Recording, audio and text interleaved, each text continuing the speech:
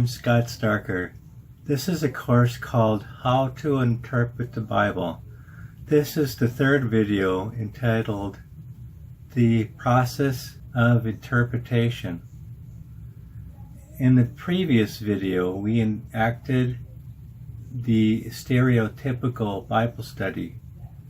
I talked about the author, reader, and text controversy. And I believe that we are all on the same page. That meaning is controlled by the author. So I'm going to talk about genre, word study, grammar, etc., and the author's intended meaning. This is the context of this class.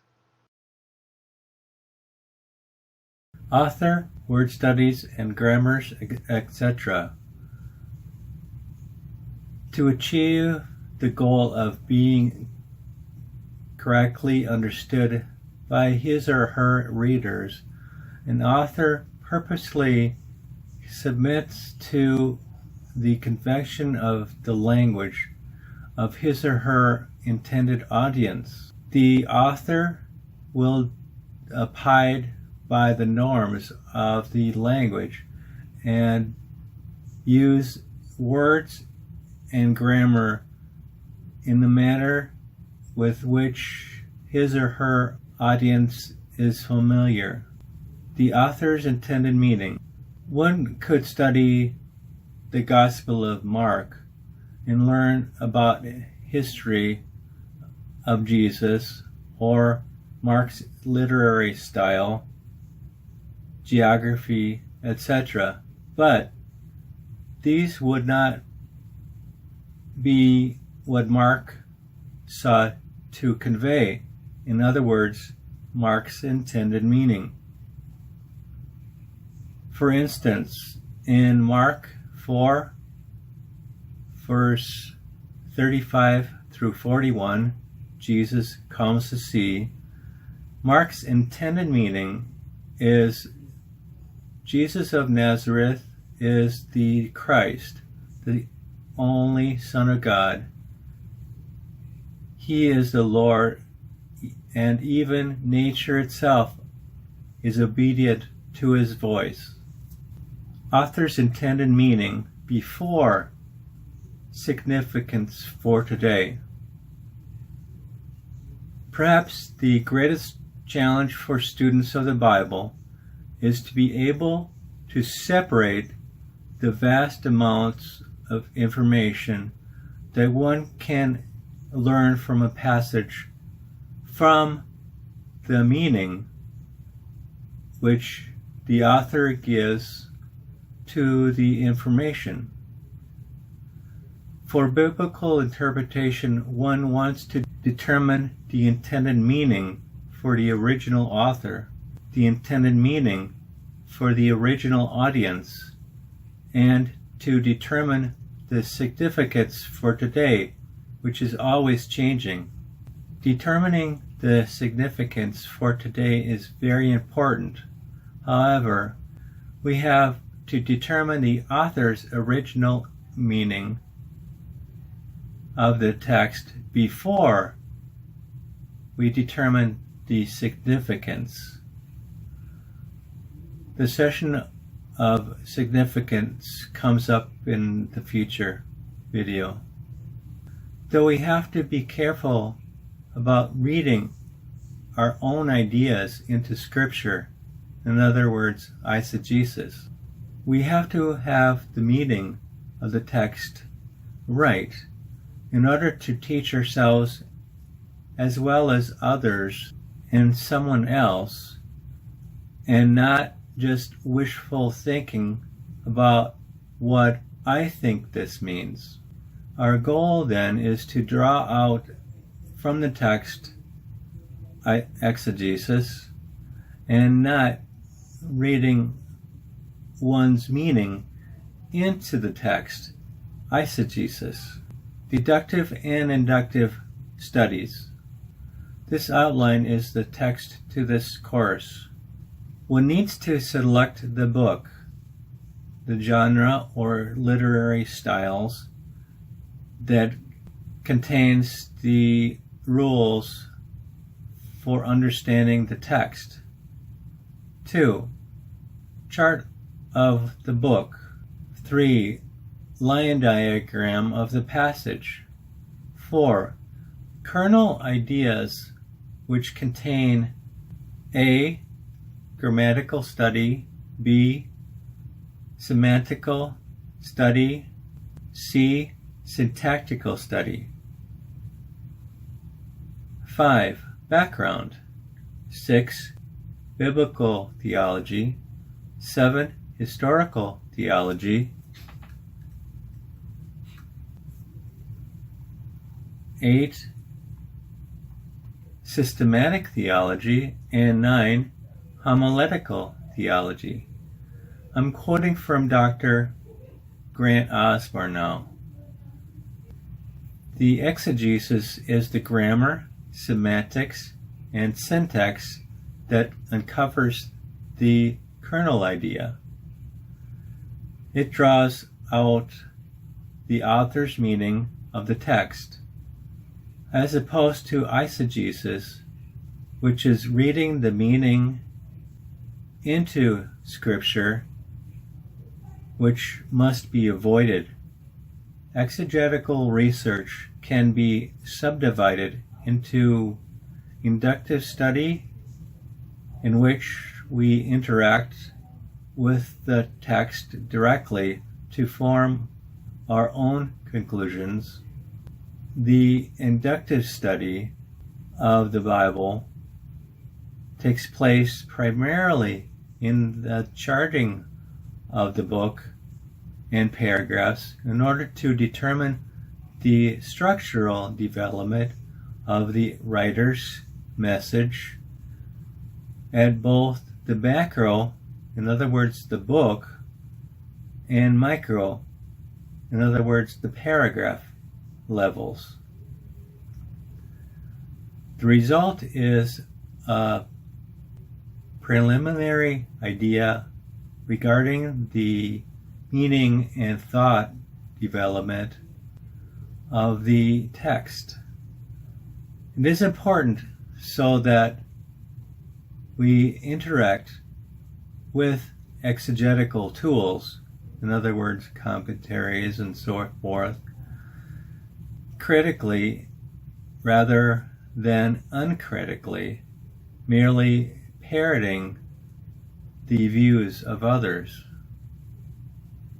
Deductive study utilizes stages 3 through 6, in other words, grammatical and systemical and syntactical studies, together as separate but interdependent aspects of exegetical research. Here, all the tools, grammars, lexicons, dictionaries, word studies, atlases, background studies, periodical articles, and commentaries are consulted in order to deepen our knowledge base regarding the passage to be unlocked in in-depth message under the surface of the text. The preliminary understanding derived from the inductive study and the in-depth understanding unlocked through research interact and correct one another as we make final decisions regarding the original intended message of the text. One of the major purposes of deductive study is to take us away from the contemporary meaning of the word symbols in the text, which, because of our pre-understanding and personal experiences, which cannot help but read back into the text. Our efforts then is to get back to the meaning of the ancient author intended to convey meaning. We could not do this without exegetical tools, for without help we know too little about the ancient period. Therefore, we must use the inductive and the deductive sides together to understand the meaning of the text. Finally, the contextual and theological research completes the task of interpretation, moving us from the textual meaning, what the Bible meant, to the contextual meaning, what the Bible means for us today. The hermeneutical spiral takes place not only at the level of original intended meaning, as our understanding spirals upward via the interaction of inductive and deductive research to the intended meaning of the passage, but also at the level of contextualization or significance as our application spirals upward via the movement of biblical and systemic to homiletical theology, to a proper understanding of the significance of the passage for Christian life today. Biblical theology collates the partial